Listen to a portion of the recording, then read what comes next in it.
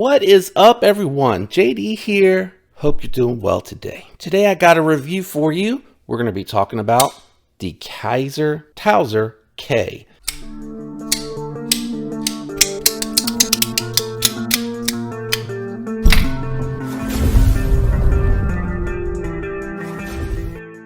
Let's get into it. We're going to go over specs. We're going to do some size comparisons. That's what we do on this channel. Then we'll jump into thoughts and impressions about this particular model.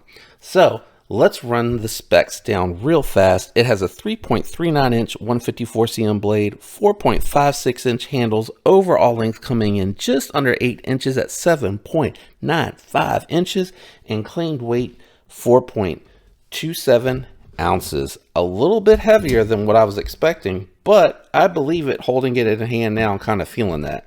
So coming in at 4.3, which would be, makes sense, right? 4.27, scales rounding up a little bit. Let's go ahead and do some size comparisons and get an idea how big this knife is.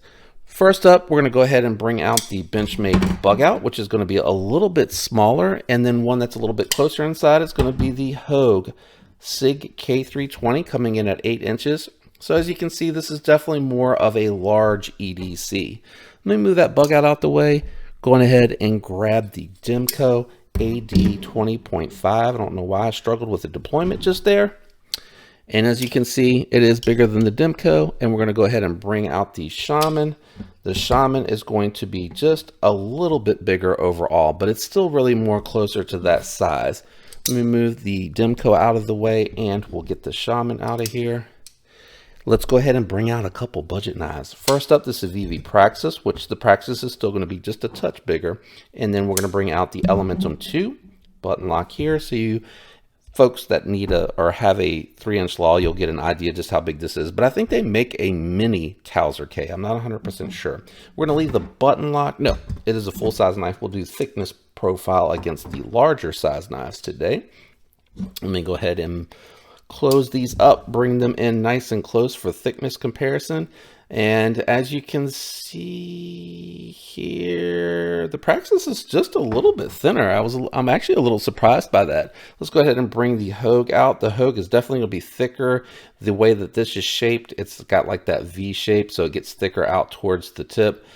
So probably splitting the difference. I am curious though. Yeah, it is still smaller on that end. And then we'll bring out the Shaman with the RGT scales, which actually should be the same thickness as the factory. Yeah, the Towser K is just a little bit thicker. Yeah, just a little bit thicker. All right, let's jump into the knife. I did a review here recently of the button lock Towser K, and it had, I think, Rich Light. I'm pretty sure it's Rich Light. I swear it was a White Mountain knife exclusive with 3V button lock, and I think it said micarta, but having experienced the Rich Light or the paper micarta, I mean, somebody told me Rich Light's the brand, so the paper micarta, it definitely felt like this. Now, the button was here, and you didn't have the liner lock, so the scales were even. So a little bit of difference going on here. You still had the adjustable, reversible deep carry pocket clip so that you can adjust that. Still have the same lanyard hole there, and both had the standoffs. This just feels a little bit different to me, and I think it is because it has the scallop here for the finger. Now, I said and still believe that it is very comfortable back here off of that landing pad, but it does kind of put you far back off the blade. But it does help kind of the way that this is shaped. It starts to push the knife up into the palm so that you do get some leverage, so that when you're cutting, you actually are getting to that blade's edge. Now, I take back what I was saying before, because before I was griping about you come in here and you kind of like are in this awkward position. It's driving your hand back.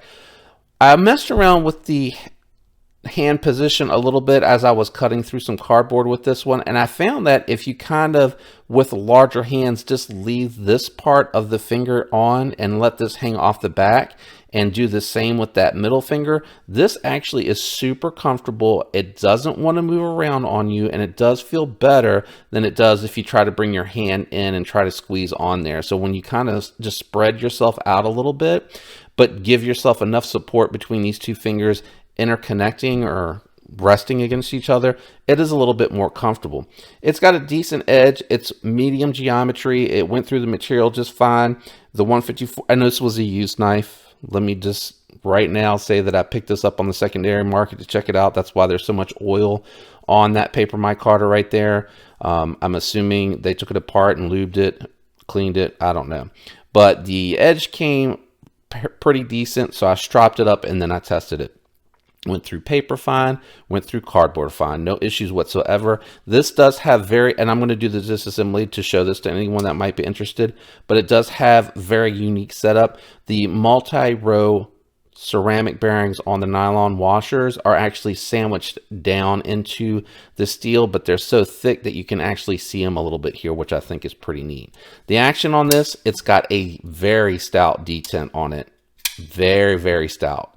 I'm not sure if he or whoever had it before me tuned it up like that, so I can't say that's how it came from the factory, but it is very stout. Now the action, as you can see, is very smooth. It has a controlled close.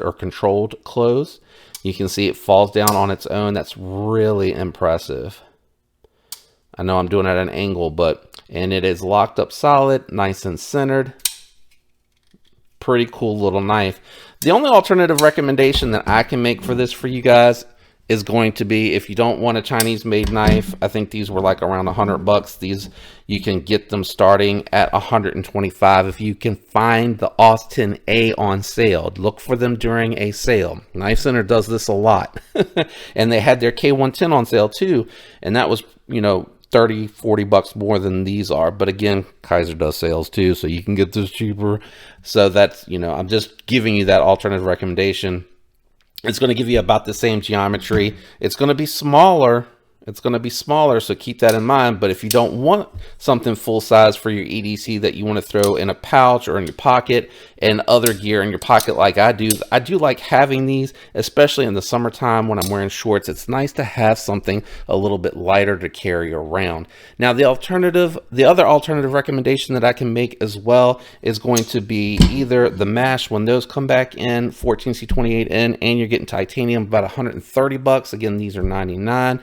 Or you can get a QSP Penguin Plus, which will put you about this size, but it's going to be more premium because you're getting 20 CV on the base model with the raw titanium. I think it was 176, so you're double the price, but you're getting double the steel and you're getting titanium instead of micarta. So just wanted to throw a few extra options out there at you just to get you thinking about what you might want. The last alternative recommendation is going to be the Tucson TS270. This one with the 14C28N blade steel and titanium is going to be around $110. I'll link that one down below at White Mountain Knives. They're out of stock as of the filming of this video, but by the time I get to editing and publishing it, they might have it in. I scored this by signing up for alerts, and when it came in, I went and picked it up.